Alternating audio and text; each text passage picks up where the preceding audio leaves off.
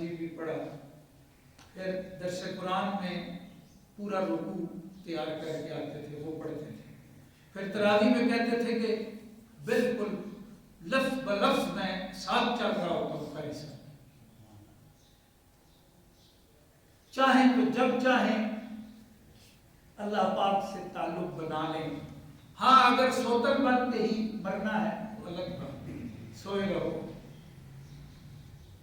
دین پہ محنت نہیں کرنی، قرآن کو نہیں سیکھنا، دین کو طاقت نہیں دینی، ٹھیک ہے، زیادہ وقت گزر گیا، تھوڑا گزر جائے گا، آگے نئی نسل آ جائے گا، ہمیں تو قبر میں چھوڑائیں گے ہمارے پیارے۔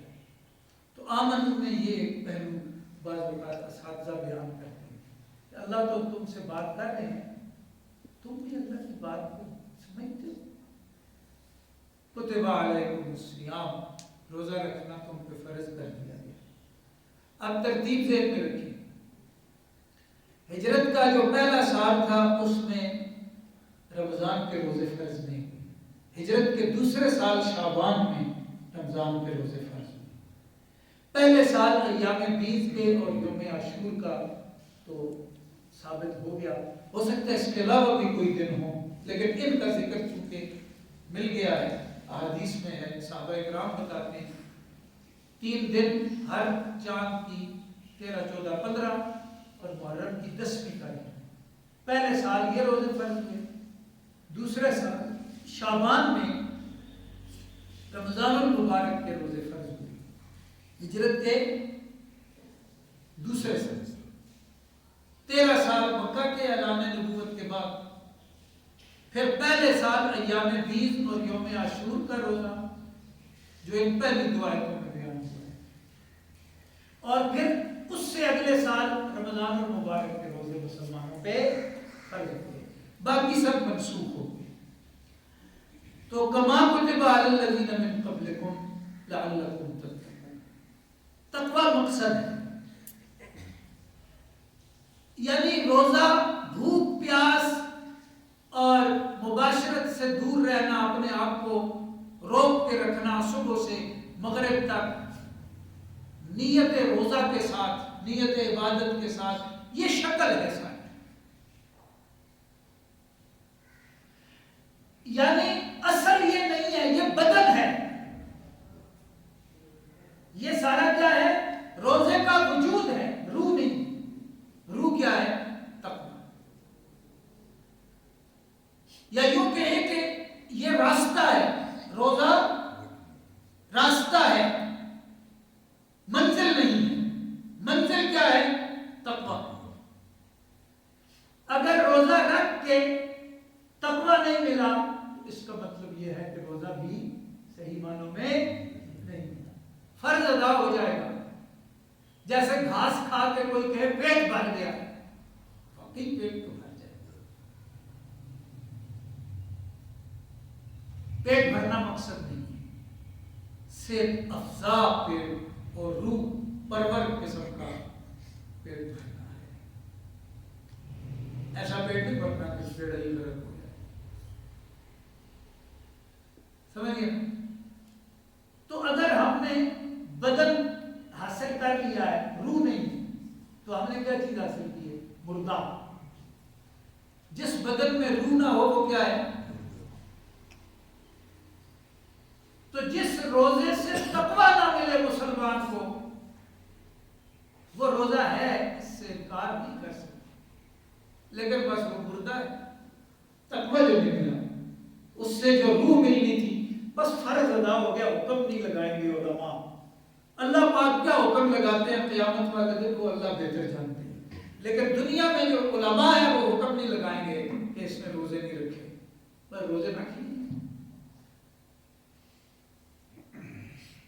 تقویٰ کے بغیر روزہ اس طرح ہے جیسے ایک مسافر راستے میں ہی زندگی گزار دے، کسی ٹھکانے پہ نہ پہنچ سکے، ایسا مسافر جو ہے کامیاب ہو سکتا ہے؟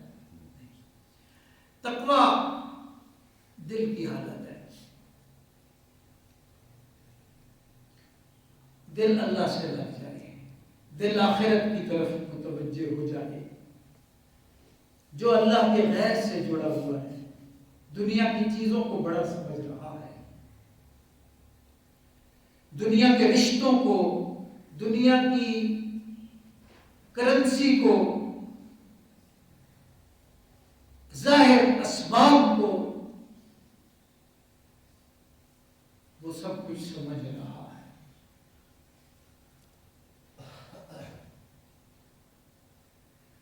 اب یہ دل آخرت کی طرف متوجہ ہو، اس کے دھیان میں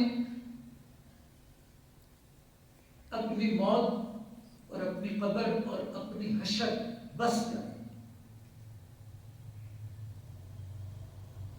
سارے کام کر رہا ہے، لیکن اپنا ہر کام اپنی موت کے ترازو میں رکھ کے تول رہا ہے، اپنی قبر کی کسوٹی پہ رکھ کے پرکھ رہا ہے، اور اپنی اخروی زندگی کی سل پہ رکھ کے رگڑ رہا ہے۔ یہ پیمانہ ہے اس کا، موت، قبر، حشر، یہ ایک تکون بنا لی ہے اس نے۔ مثال کے طور پر دنیا کی کوئی چیز حاصل کرتا ہے تو ان تینوں باتوں کو سامنے رکھ کے پھر اس چیز کی طرف متوجہ ہوتا ہے۔ اب کیا مطلب ہے اس کا؟ آخرت دھیان چل رہا ہے، دل کرتا ہے کہ ایک چیز کھائے، ایک چیز پہنے، ایک چیز اپنا لے، لیکن جب آخرت کی فکر ہوگی تو اب معلوم کرے گا کہ اس کام سے، اس خریدنے سے یا خریدنے کے طریقے سے، اس کے حصول سے میری موت تو خراب نہیں ہوگی، میری قبر برباد تو نہیں ہوگی، میری حشر تباہ تو نہیں ہوگی۔ یہ اصل میں پیمانہ ہے، یہ روزے سے دل کو ملتا ہے اور اس کو تقویٰ کہتے ہیں۔ یہ روزے کا مقصد ہے، اور روزے کے تقویٰ کا جو اہل نظر کے ہاں ایک مفہوم ہے نا، وہ یہ ہے کہ اللہ سے دل لگا لیں۔ باہر بہت کچھ ہے، دل میں اللہ ہی ہے، سب نظر آ رہا ہے لیکن دل میں چاہتوں کی جو دنیا ہے، چاہتوں کا جو مرکز ہے، وہ بس اللہ کے لیے رکھ دیا ہے۔ اب یہاں کسی اور کو گھسنے نہیں دیتا، اللہ سے دل لگا لینا، اللہ سے دل لگا لینا، یہ تقویٰ ہے۔ چند دن ہیں گنتی کے، ہم بارہا پڑھ چکے ہیں، چند ہی دن یہی بنیں گے نا معدودات، چند دن تو یہی بنیں گے۔ ایام 20 3 دن ہیں ہر مہینے کے، یہ چند دن، 3 دنوں میں بھی مریض مسافر روزہ نہیں رکھتا، مرض کی وجہ سے روزہ نہیں رکھ سکتا، سفر کی وجہ سے روزہ نہیں رکھتا۔ جو ایک طرف کا سفر 48 میل بنتا ہے، اس پہ بحث کریں گے اگلی آیت میں بھی انشاءاللہ۔ تو مرض اور سفر کی وجہ سے جو روزہ چھوڑا ہے، اس کو غیر ایام 20 میں روزے رکھ کے اس کی قضا کے طور پہ، فرض کی قضا ہوتی ہے تو قیمتی پوری کر، تینوں چھوٹے تھے تو 3 رکھ کے پورے کر لے، ایک چھوٹا تھا تو 1 رکھ کے پورا کر لے۔ وَعَلَى الَّذِينَ يُطِيقُونَهُ فِدْيَةٌ طَعَامُ مِسْكِينٍ۔ ایک رعایت اور ہے، اور وہ ہے کہ کوئی شخص مالدار ہے، پیسے والا ہے، اور وہ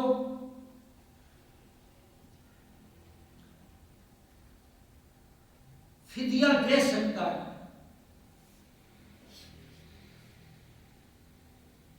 تو روزہ چھوڑ دے، فدیہ دے۔ کتنا؟ طعام مسکین، ایک مسکین کا دن بھر کا کھانا. ایک مسکین کا کم سے کم کھانا یا اعلی درجے کا کھانا، یہ اب سوال ہے. یہ اب دینے والے کی جو معاشی حالت ہے اس پہ فیصلہ ہوگا. جو بندہ بالکل آخری درجے کا مالدار ہے تو وہ نصف سا گندم کی قیمت دے گا، جس پہ صحابہ کرام کا اجماع ہوا ہے. ایک ساتھ ہی لیکن قحط ہوا، اس میں پھر صحابہ کرام کا اس پہ اجماع ہو گیا. اجماع ہمارے دین کی دلیل ہے، 4 دلائل میں سے ایک دلیل اجماع ہے. اس پہ اجماع ہوا تو آدھا پیمانہ ہو گیا، یعنی نصف سا گندم. یہ ابھی تو 350 روپے بتا رہے ہیں، اتنے بتا رہے ہیں. یہ سب سے آخری ہے. خود دیکھ لیں کہ ایک مسکین کو 350 دیے جائیں، اس نے صبح ناشتہ بھی کرنا ہے اور دوپہر کا کھانا بھی کھانا ہے، رات کا کھانا بھی کھانا ہے، تو وہ 350 میں کتنا کھا لے گا خود سو. اور مسکین کھاتا بھی زیادہ ہے کیونکہ اور کوئی شاید اسے ملتی نہیں ہے. امیر تو چسکا مسکا لگا لیتا ہے ادھر ادھر بھی، بازار میں گیا کچھ وہاں سے کچھ دوستوں یا وہ گھر میں اضافی ڈش بنا لی، کوئی نہ کوئی لپیٹتا رہتا ہے، سمیٹتا ہے. لیکن مسکین کے پاس کیا ہوتا ہے؟ تو یہ کم از کم درجہ ہے. ہاں اس سے بہتر حالت ہے تو ایک ساتھ جو کی 500 روپے کہ نہیں، کتنا 350 یہ ہے. اچھا دیکھ لیں گے ابھی ہم نے اس سے دگنا ہو جاتا ہے 600 سے اوپر. بہرحال وہ چیک کر لیں گے انشاءاللہ اب کیا بنتا ہے، یعنی ایک ساتھ جو کی قیمت کیا بنتی ہے. یہ اس سے ڈبل ہو جائے گا. اس سے بھی اچھی حالت ہے تو ایک سا کھجور اعلیٰ قسم، کھجور اعلیٰ قسم دینی پڑے گی، گندم اعلیٰ قسم، جو اعلیٰ قسم، کھجور بھی اعلیٰ قسم. 4 کلو سے اوپر بنتی ہے. اب خود اندازہ کر